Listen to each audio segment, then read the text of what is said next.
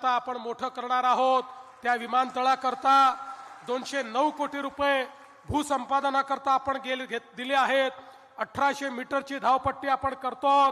पुढच्या काळामध्ये 2800 मीटरची धावपट्टी तिथे कशी करता येईल हा देखील आपला प्रयत्न असणार आहे।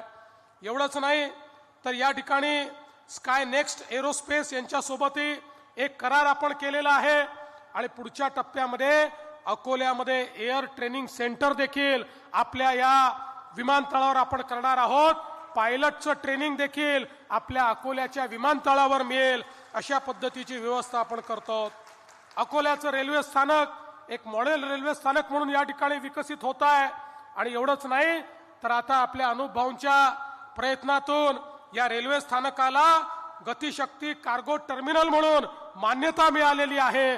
पुढच्या काळामध्ये मोठ्या प्रमाणात कार्गोची ने-आण या ठिकाणून होईल आणि त्यातनं मोठ्या प्रमाणात रोजगाराची निर्मिती देखील या भागामध्ये होणार आहे। आपल्याला माहिती आहे मागच्या काळात काही उडान पुलांना देखील आपण निधी दिली। त्यामध्ये न्यू तापडियाचा उडान पूल आहे त्याला 37 कोटीची गरज आहे, ती देखील आपण उपलब्ध करून देणार आहोत। आणि सगळ्यात महत्त्वाचं मगाची जे या ठिकाणी आपल्या रणधीर भाऊंनी सांगितलं, आमच्या अकोल्याची ओळख ही राजराजेश्वराच्या मंदिरामुळे आहे, त्या संस्थानामुळे आहे। आणि म्हणून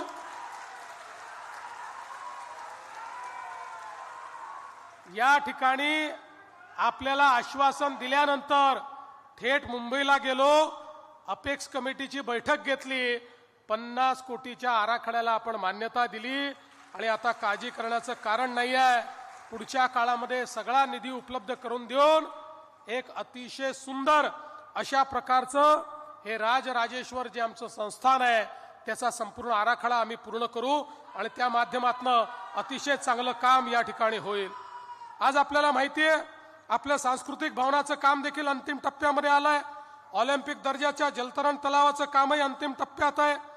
या ठिकाणी शिवर सरोवर, जेतवन सरोवर याच्या पुनरुज्जीवनाची कामे आपण हातात घेतली, 8 कोटी रुपये त्याला उपलब्ध करून दिले आहेत। मध्यवर्ती वाणिज्य संकुल आणि बस स्थानक याच्याकरता 138 कोटी रुपयाची जागा ही देखील आपण सगळे पैसे त्याचे रद्द करून मोफत उपलब्ध करून दिली आहे।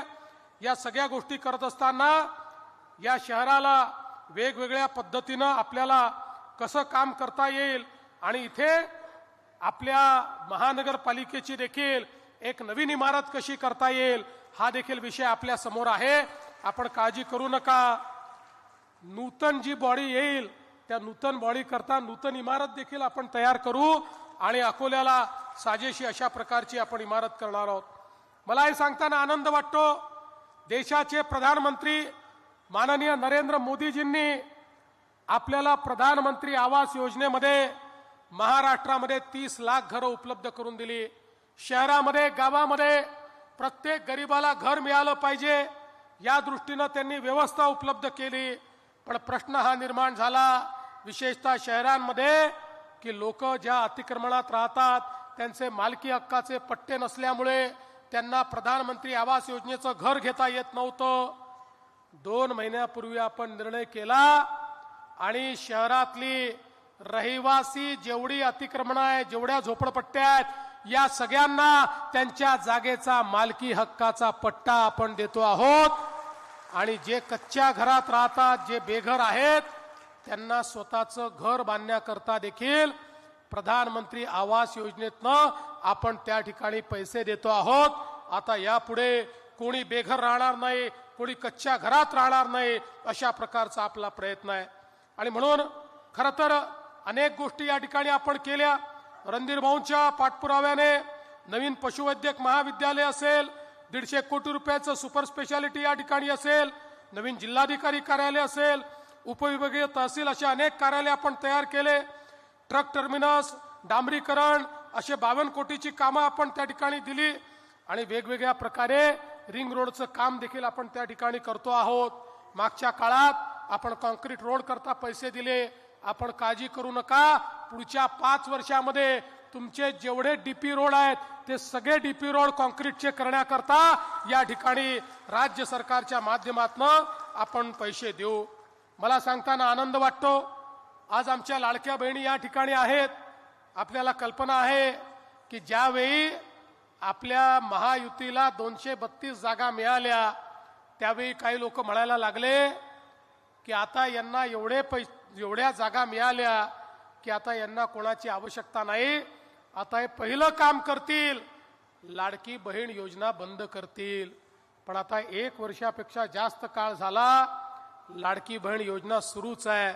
आणि लाडक्या बहिणींनो, जोपर्यंत तुमचा देवाभाऊ मुख्यमंत्री आहे लाडकी बहीण योजना सुरूच राहील, ती बंद होणार नाही.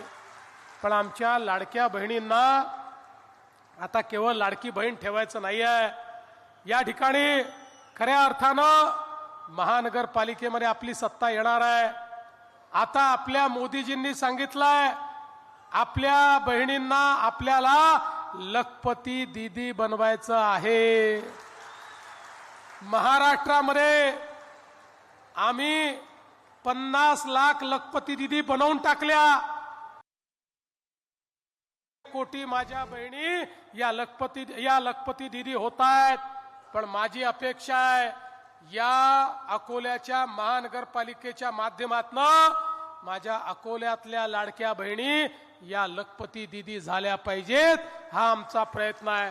आणि म्हणून आमच्या बचत गटाच्या काम करणाऱ्या ज्या बहिणी आहेत त्यांच्याकरता विशेष बाब म्हणून अकोल्याला उमेद मॉल आपण दिलेला आहे.